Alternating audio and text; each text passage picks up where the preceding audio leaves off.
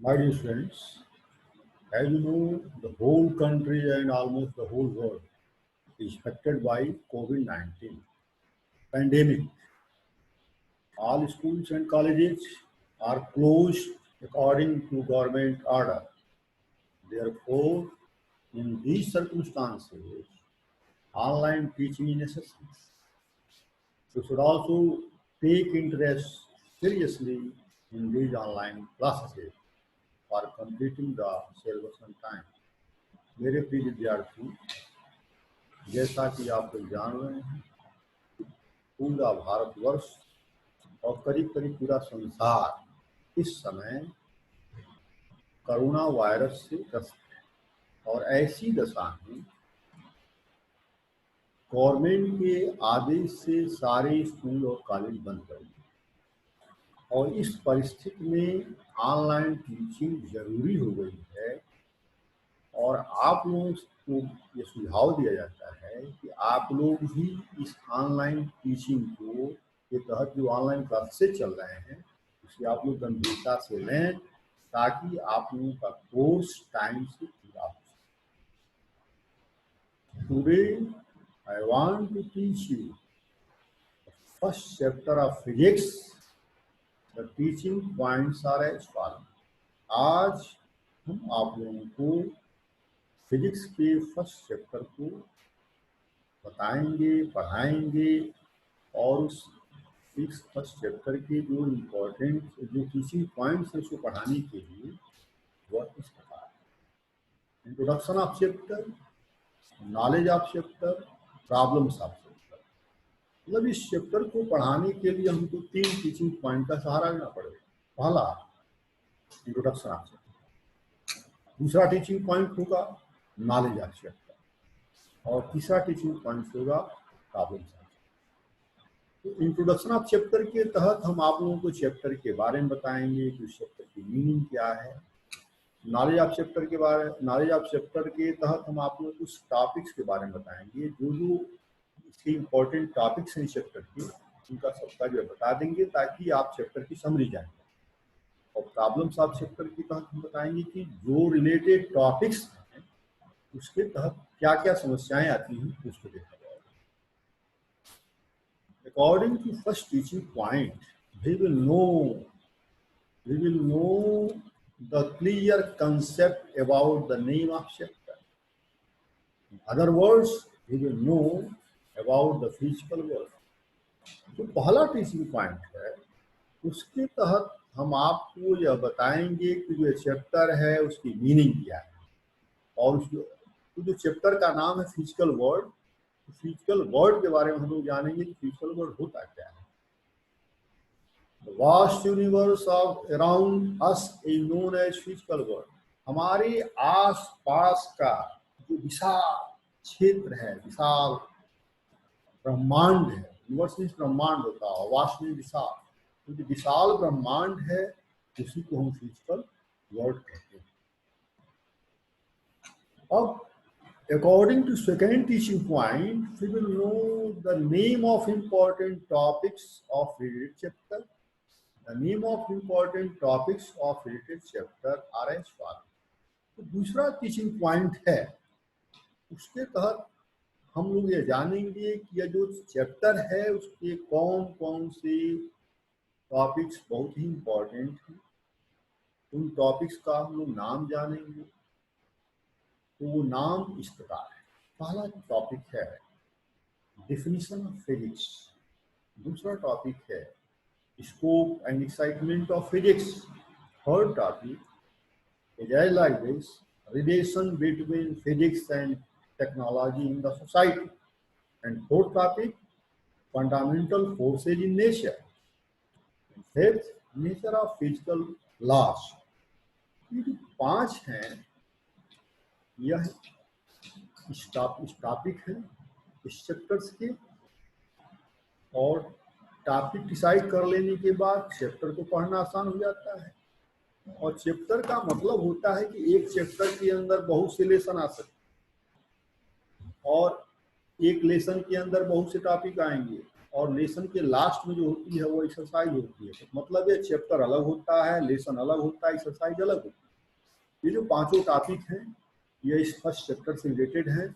अब बारी बारी से हम लोग एक एक टॉपिक को डील करेंगे, उसके बारे में जानेंगे, उसके बारे में लिखेंगे, उसके बारे में पढ़ेंगे, तब वह टॉपिक कायदे से समझ में आएगा। तो आते हैं अब first topic. First of all we will know the clear concept about these topics, and after that we will solve the problems related to these topics. मतलब यह है कि हम इन टॉपिकों के बारे में जानेंगे और इनके बारे में जो समस्याएं हैं उनको हम क्रमशः देखते हैं। पहला टॉपिक है physics is the study of nature and natural phenomena. Physicists try to discover the rules that are operating in nature on the basis of observations, experimentation, and analysis. Physics deals with certain basic rules or laws governing the natural world. इसका मतलब आप लोग जान लीजिए, physics जो होता है, physics जो प्राकृतिक घटनाएं हैं, नेचुरल फिनोमेना है, उसके बारे में अध्ययन किया जाता है। और इसके लिए हम तरह तरह के प्रयोग करते हैं और उन प्रयोगों से हम तमाम ऑब्जर्वेशन निकालते हैं। और जब एक ही ऑब्जर्वेशन बार बार आता है तो वही ऑब्जर्वेशन फिजिक्स का नियम बन जाता है, फिजिक्स का कानून बन जाता है। यही जो है पहले टॉपिक का नियम। Second topic, now we can see that the scope of physics is truly vast. It covers a tremendous range of magnitudes of physical quantities like length, mass, time, energy. तो दूसरा टॉपिक है, इसका ये मतलब है कि फिजिक्स में हम किन के बारे में बढ़, फिजिक्स का स्कोप क्या है, मतलब उसका क्षेत्र क्या है। तो फिजिक्स के क्षेत्र में मतलब फिजिक्स में हम तरह तरह की भौतिक राशियों के बारे में अध्ययन करते हैं, जैसा कि लंबाई, द्रव्यमान, समय, ऊर्जा, ये सब इसकी मुख्य भौतिक राशियां हैं। मतलब फिजिक्स का ये सूत्र है कि हम विभिन्न प्रकार की भौतिक राशियों के बारे में विस्तार से अध्ययन करते हैं। यही फिजिक्स का स्कोप। थर्ड टॉपिक है the connection between physics and technology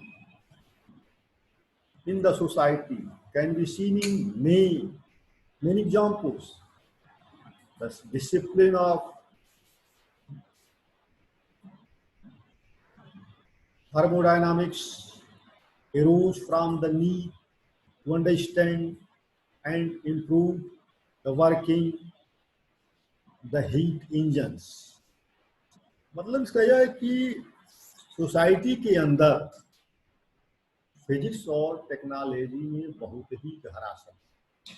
कभी कभी सोसाइटी में टेक्नोलॉजी के द्वारा फिजिक्स का जन्म होता है और कभी कभी फिजिक्स के द्वारा टेक्नोलॉजी का जन्म होता है। जैसी आवश्यकता पड़ती है उसी के अनुसार नई टेक्नोलॉजी उत्पन्न होती है और कभी कभी टेक्नोलॉजी के हिसाब से फिजिक्स की नई परिभाषाओं का अभ्युदय होता है। यही समाज के अंदर भौतिकी और यांत्रिकी का गहरा संबंध। तकनीकी, टेक्नोलॉजी तकनीकी यानी भौतिकी और तकनीकी के बीच जो है समाज में गहरा संबंध इस टॉपिक के अंतर्गत बताया जाता है। Sometimes technology gives rise to new physics, after times physics generate new technology. मतलब यह है कभी कभी तकनीक भौतिकी की नई परिभाषाओं को जन्म देती है और कभी कभी भौतिकी की नई परिभाषाएं नई तकनीक को जन्म देती है। यही टॉपिक नंबर 3 के तहत हम जानेंगे। अर्थात टॉपिक नंबर 3 के तहत हमें जानेंगे कि फिजिक्स और तकनीकी में समाज के अंदर क्या समा। अब आते हैं फोर्थ टॉपिक पर। At the present stage our understanding we know about 4 fundamental forces in nature. The name of these fundamental forces are as following. तो चौथा टॉपिक है, इस टॉपिक के तहत हम ये जानेंगे कि ये जो यूनिवर्स मतलब ये जो ब्रह्मांड है, इसमें अब तक कितने प्रकार के फोर्सेस के बारे में जानकारी प्राप्त की गई। पूरे ब्रह्मांड में अब तक जो है 4 प्रकार के प्राकृतिक बलों की जानकारी की गई है, 4 प्रकार के नेचुरल फोर्सेस की जानकारी की गई। वह है gravitational force, electromagnetic force, strong nuclear force and weak nuclear force. अब तक पूरे ब्रह्मांड में जिन 4 प्राकृतिक बलों की खोज की गई है, उनके नाम हैं गुरुत्वाकर्षण बल, विद्युत चुंबकत्व बल, strong nuclear force and weak nuclear force. ये 4 प्रकार के जो प्राकृतिक बल हैं, उनकी अब तक खोज की जा सकी है। आगे जैसा खोज होगा उसको फिर निर्धारित किया जाएगा। 5वां टॉपिक है physics explore the universe, their investigations is based on scientific process, range from particles that are smaller than atoms in size to stars that are very far away. In addition to finding the facts by observation and experimentation, which attempt to discover the laws that summarize these facts. 5वां topic ये बताता है कि जो हमारे ब्रह्मांड में घटनाएं होती हैं, उसके लिए हमारे भौतिक विज्ञान के जो वैज्ञानिक हैं, वह कैसे शोध करते हैं, और भौतिक विज्ञान के जो वैज्ञानिक हैं, वह परमाणु जैसी छोटी चीजों से लेकर के तारों जैसी बड़ी चीजों के बारे में हमेशा एक्सपेरिमेंट करते रहते हैं और नई नई विधाओं को जो खोजते रहते हैं, जिसका हमारे दैनिक जीवन में लाभ मिलता रहता है। That's all for today, and remaining portion of the chapter will be taught on next term. Thank you. My dear students, you should write the written matters in red color with the help of your smartphone or with the help of your laptop. In your notebook, for improvement of your spellings. After that, you should also try to solve the MCQ and worksheet provided by your school app. Your solution should be online method with the help of your school app. You should also solve these questions in your homework note for revision purpose. मतलब यह है कि जो ये online teaching चल रही है, इसको आप अपने घर पर स्मार्टफोन से या लैपटॉप से देखें, समझें, पढ़ें और उसके द्वारा स्कूल ऐप के द्वारा जो वर्कशीट दी जा रही है और एमसीक्यू दी जा रहे हैं, उसे ऑनलाइन मेथड से सॉल्व करने का प्रयास करें। और इतना ही नहीं, जो ये राइटिंग मटेरियल हैं, वो रेड कलर में उसे आपने नोटबुक में नोट भी करते जाएं, ताकि आपकी स्पेलिंग ठीक हो जाए और आपको रिवीजन करने के लिए मैटर जो है आपके कॉपी में पड़ा है। My dear students, stay at home, be safe from coronavirus and study with care. Thank you.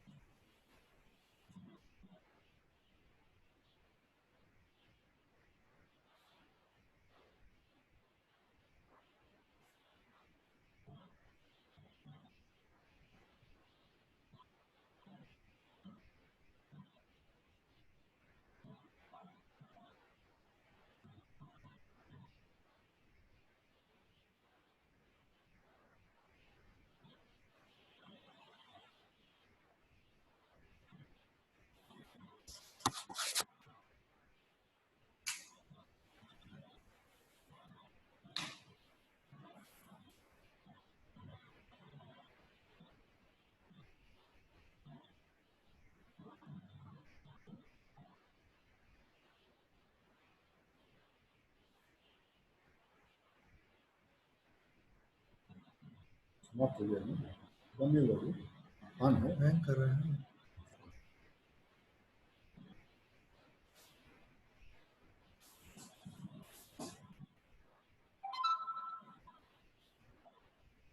Hang कर रहा है, फिर से नहीं निकलना पड़ेगा रिकॉर्डिंग। पूरा हैंग कर रहा है, देख रहे हैं, पूरा हैंग कर रहा है।